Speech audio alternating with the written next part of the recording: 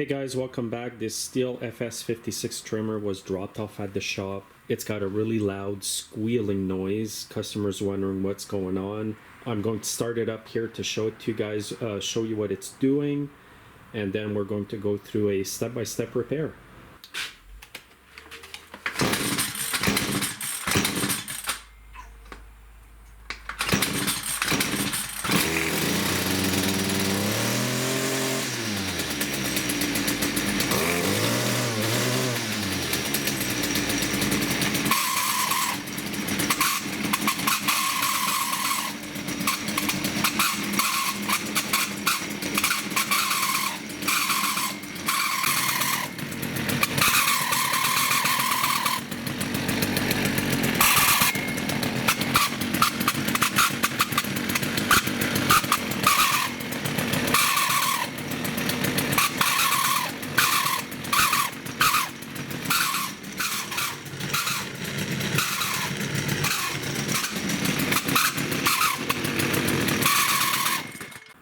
It's quite the annoying noise. It just kind of screeches and it sounds like it's coming from inside here where the clutch is.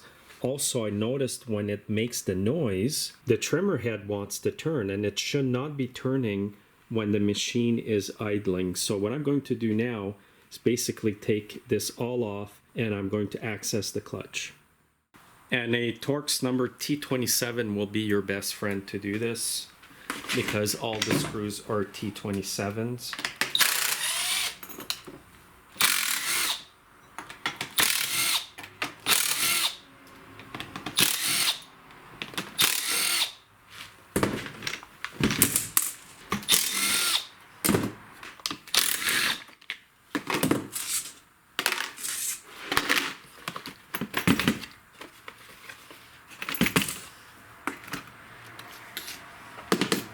Now once you pop that off, here is your clutch. So something's going on in there. Now when you take the bottom part off, look at your throttle configuration. Make sure you try to keep that intact as much as you can. I'm just going to undo one more screw here. This will pop off. Then I'm going to have the power head in my hand, and I'll try to take the clutch off and see what's happening there.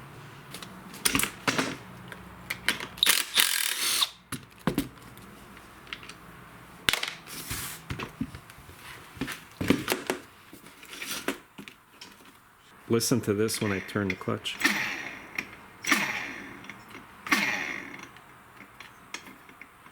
There's quite a bit of play here. I know normally they do have some play here, but this seems a bit excessive. I'm going to try to get the block out just so that I have better access to get the clutch off. And there's a bunch of screws underneath that hold the block to the body. I'm going to get the recoil off first.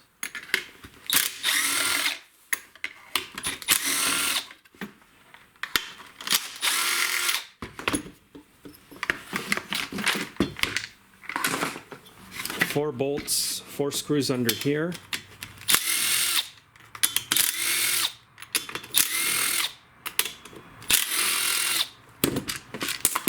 Got to get these fuel lines off.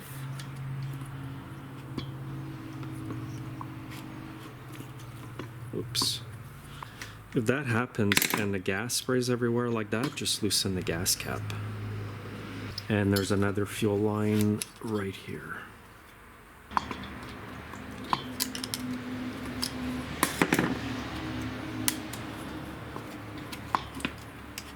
And you got to get the throttle cable off.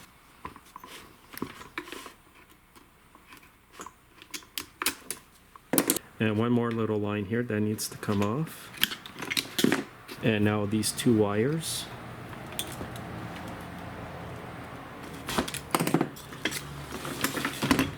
So this is the part in question here. Look at that play, that's crazy. Now you'll need a T20 screwdriver. Go right in here. And then it'll come off. And the screw is built in, it will actually not come out. So what I did here is, because I know there's play on these, And I wasn't sure if this was too excessive, so I went and got another power head in my shed here. Even though there were no issues with the clutch on this power head, it's still very loose like that. So before I go ahead and order the new clutch drum here, what I'm going to do is clean it out, clean the clutch here, right here, and then I'm going to put a little bit of lithium grease inside there, and I think it will cure that problem. So what I'll do is clean it with card cleaner.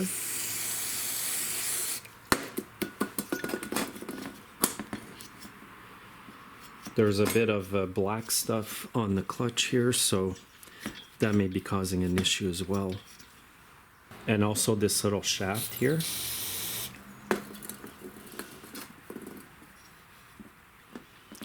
So we'll clean that really well.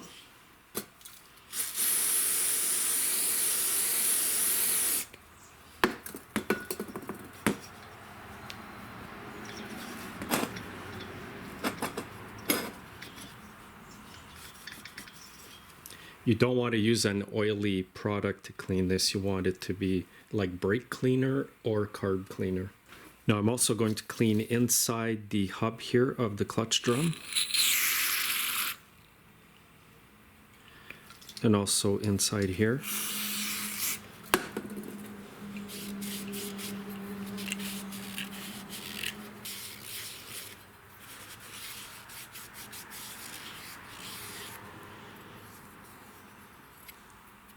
And I'm also going to cut a piece of 320 emery paper.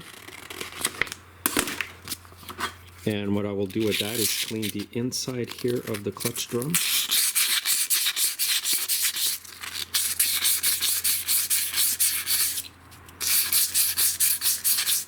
Make it nice and smooth, get all the ridges out.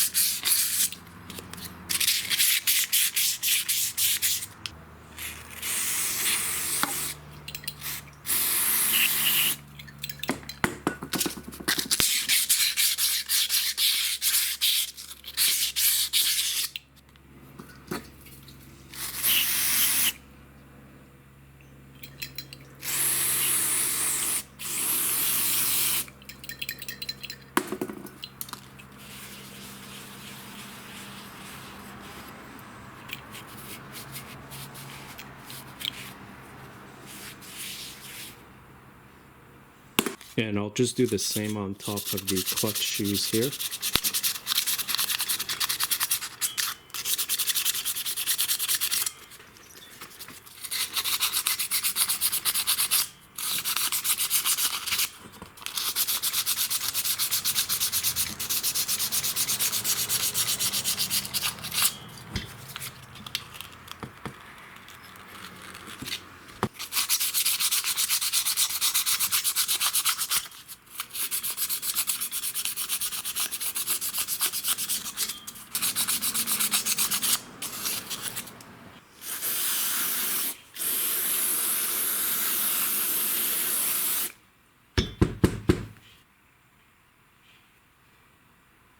Okay, I've got this high temp grease. It's a lithium grease here, but I will use it sparingly. I'm just going to put a film on the shaft here, not much because you don't want the grease to get in here.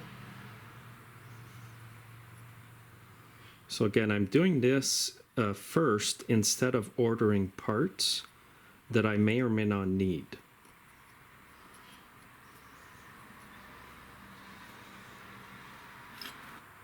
And I'm just going to put a little dab here. And then plus there's grease already on the shaft. It's a lot more quiet now. And I'll just tighten it up with the impact. I've got the impact set at a low setting to medium. So it'll be good.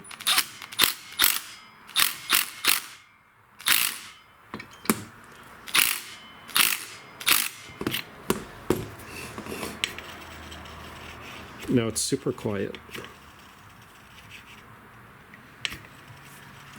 Okay, let's get the block back in. And I'll lean my T27 Torx bit back in.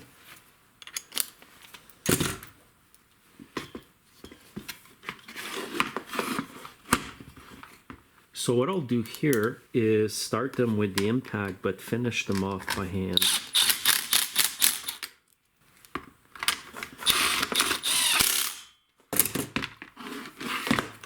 First, I better put the fuel lines back on because it started leaking. So first of all, I'm going to put this vent line back here.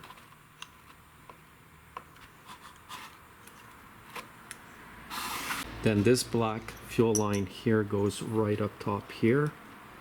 I think it's the primer line. And now the actual fuel line is the green line right here.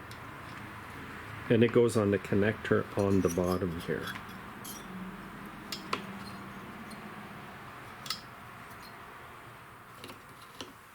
Now I'll get this wire out of the way here.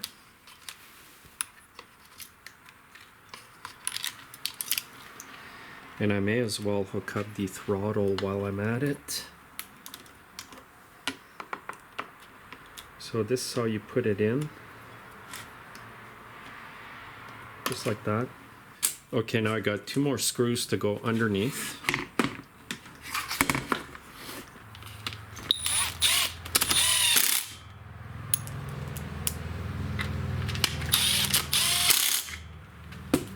And put these on fairly tight.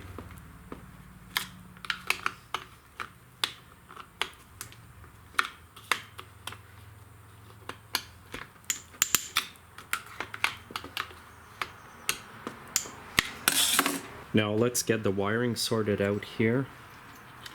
And make sure you run the wires in their proper places. Then they won't get caught in the flywheel.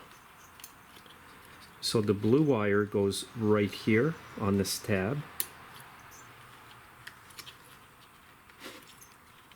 The black one up here.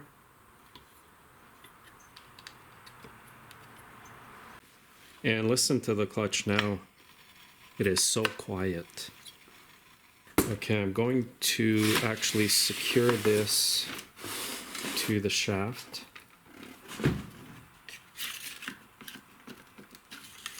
Actually, before I keep going here, I'm going to show you the configuration of the throttle lever. So if this all came apart on you, this is how you need to put it back. Especially that little spring down there. So have a good look. You can even bookmark the video. And then this cable here will go right inside here. So that cable comes out, and when you put it back in, make sure that you can actually turn the head by turning it. If you can actually turn the cutting head by turning the cable, it means you have it in correctly.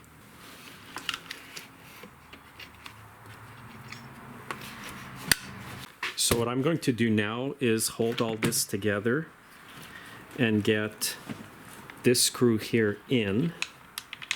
That one screws into the shaft.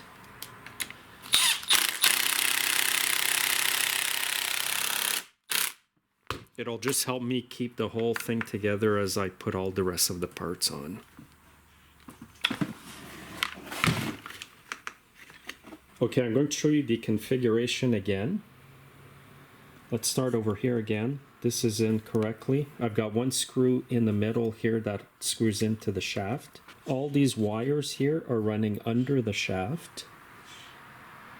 This whole assembly here goes in this position.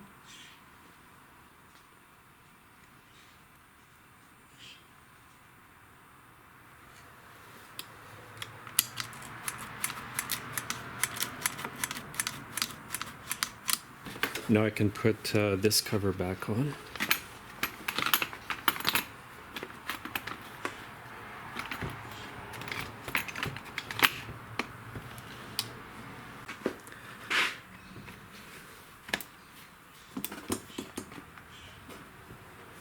Now what I usually do is I grab it with one hand and hold it tight and get a few screws started.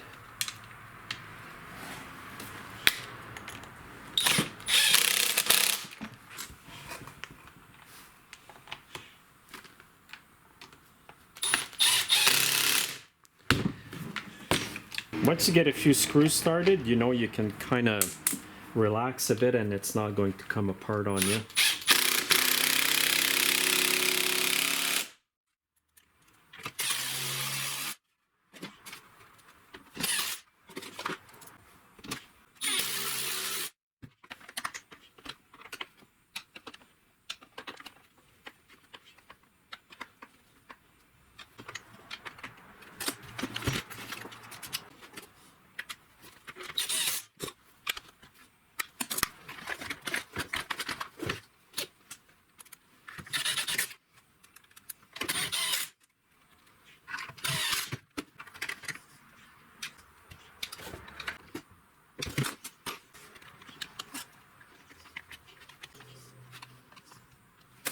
Okay, it's all together. I'm going to start that up and hopefully the problem is gone.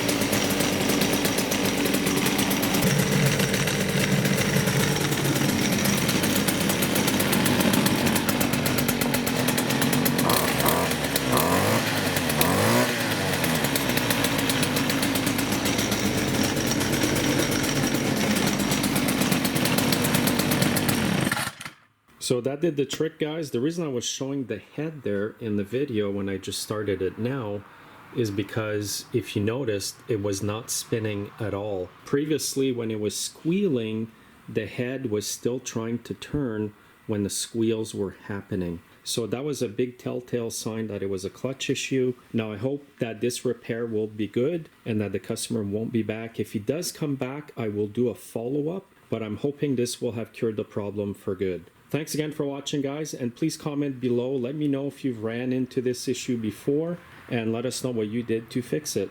Have a great day.